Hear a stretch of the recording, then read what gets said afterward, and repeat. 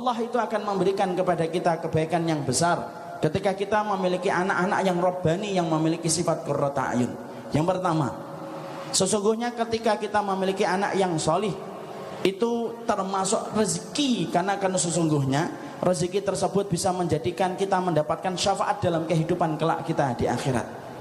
Maaf ya Bapak dan Ibu, kalau kita mendapati anak kita hanya kita banggakan fisiknya, wallah, maka itu kita banggakan di dunia, tapi tidak ada manfaatnya ketika kita sudah meninggal dunia.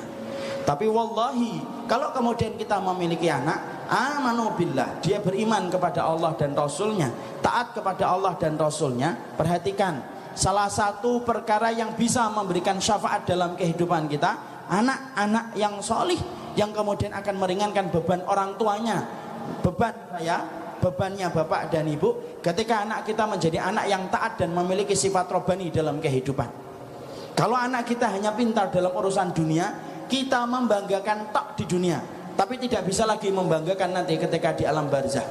Tapi kalau anak kita taat dan solih kepada Allah, wallah, rezeki dari anak yang solih bukan hanya kita peroleh di dunia, sampai kita mati sekalipun dan kita dikumpulkan di padang mahsyar, anak yang solih itu bisa memberikan syafaat dalam kehidupan kita. Para ulama itu menyampaikan, syafaat itu terbagi menjadi dua. Ada syafaat am, ada syafaat khas. Syafaat khas itu miliknya Nabi, yang kemudian membagikan adalah Rasulullah setelah diizinkan oleh Allah. Ada syafaat yang kedua, yaitu adalah syafaat am, dan salah satu di antara syafaat am atau syafaat umum, yaitu syafaatnya seorang anak yang solih kepada orang tuanya.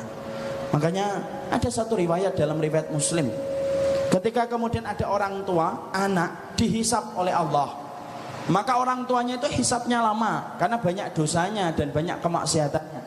Karena indikator orang itu pendosa adalah hisapnya itu lama.